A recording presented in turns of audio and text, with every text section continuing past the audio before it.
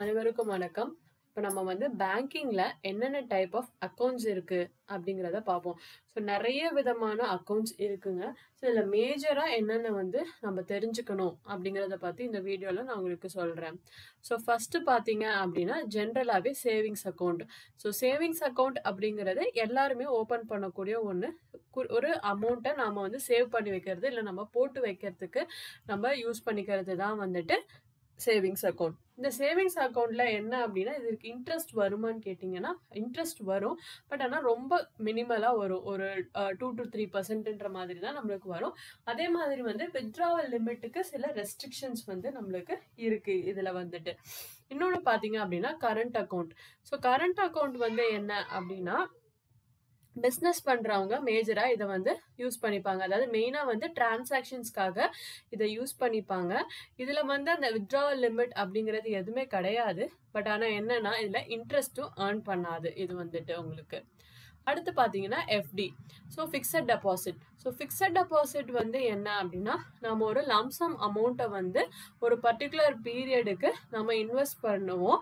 அதுக்கு வந்து இன்ட்ரெஸ்ட் வரும். இப்போ மெஜாரிட்டி ஆஃப் த பேங்க்ஸ் வந்து இப்போ 7% அண்ட் அபோவ் வந்து நம்மளுக்கு ஃபிக்ஸட் டெபாசிட்டுக்கு இன்ட்ரெஸ்ட் தராங்க.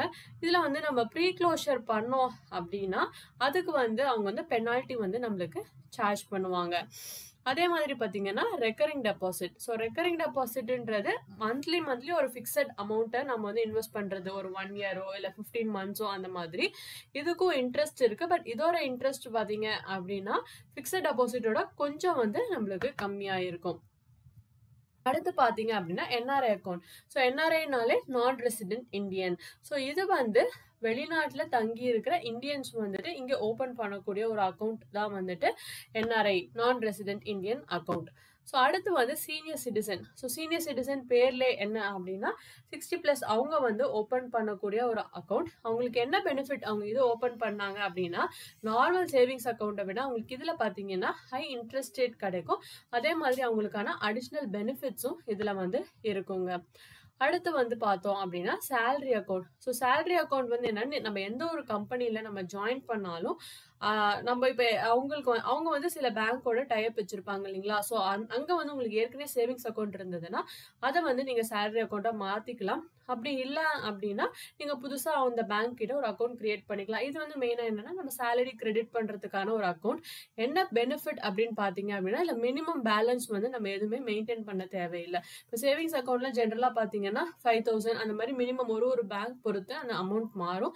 பட் சேலரி அக்கௌண்ட்டுக்கு உங்களுக்கு அந்த ரெஸ்ட்ரிக்ஷன் வந்து கிடையாது. So demat account. So demat account வந்து ஜென்ரலாக யார் ஓப்பன் பண்ணுவாங்கன்னா ட்ரேடிங் பண்ணுறாங்க இல்லைங்களா. ஸோ இந்த ஷேர் மார்க்கெட் ரிலேட்டடாக.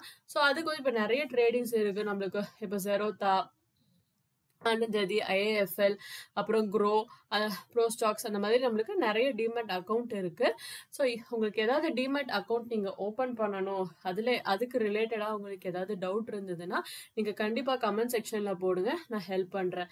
ஸோ அதாவது நம்ம ஸ்டாக்ஸ், பாண்ட்ஸ் இதெல்லாம் வச்சுக்கிறதுக்கான ஒரு அக்கௌண்ட். ஸோ அடுத்து பார்த்தீங்கன்னா ஜாயிண்ட் அக்கௌண்ட். ஜாயிண்ட் அக்கௌண்ட் வந்து என்னன்னா ஃபேமிலி மெம்பர்ஸ் சேர்ந்து ஓப்பன் பண்ணிக்கிறது. அதாவது ரெண்டு கார்டு இஷ்யூ பண்ணுவாங்க. இவங்களுக்கு வந்து பார்த்தீங்கன்னா டெபிட் கார்டு வந்துட்டு. ஸோ அவங்க இல்லைனா வந்து பிஸ்னஸ் பர்பஸ்க்காக 2 people or 2 or 3 people வந்துட்டு சேர்ந்து வந்து ஜாயின் பண்ணி ஓப்பன் பண்ணக்கூடிய ஒரு அக்கௌண்ட். மைனர் அக்கௌண்ட் வந்து இப்போ நம்ம கிட்டுக்கு நம்ம ஓப்பன் பண்ணோம் அப்படின்னா அது வந்து மைனர் அக்கௌண்ட். அது பேரண்ட் இல்லைன்னா கார்டியன்.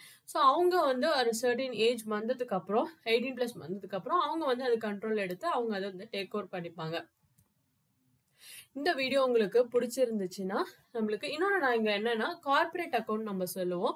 ஸோ கார்பரேட் அக்கௌண்ட் வந்து மோஸ்ட்டாக வந்து கார்பரேட் கம்பெனிஸ் ஓப்பன் பண்ணக்கூடிய அக்கௌண்ட். அது வந்து அவங்களோட பிஸ்னஸ் டிரான்சாக்ஷன்ஸ் ப்ளஸ் அவங்களுடைய சேலரி நம்ம எம்ப்ளாயிஸ்க்கு அவங்க கிரெடிட் பண்ணுவாங்க இல்லையா. ஸோ அதுக்கு வந்து இதை யூஸ் பண்ணுவாங்க. ஸோ இந்த மாதிரி நிறைய டைப் ஆஃப் அக்கௌண்ட்ஸ் இருக்குங்க. வேற ஏதாவது நான் ஸ்பெசிஃபிக்காக மென்ஷன் பண்ணணும் அப்படின்னா நான் வரக்கூடிய வீடியோஸில் நான் ஷேர் பண்ணுறேன். இல்லை உங்களுக்கு ஏதாவது அக்கௌண்ட் பற்றி தெரிஞ்சுக்கணுன்னாலும் நீங்கள் கண்டிப்பாக கமெண்ட் செக்ஷனில் போடுங்க. வீடியோ பார்த்ததற்கு நன்றி, வணக்கம்.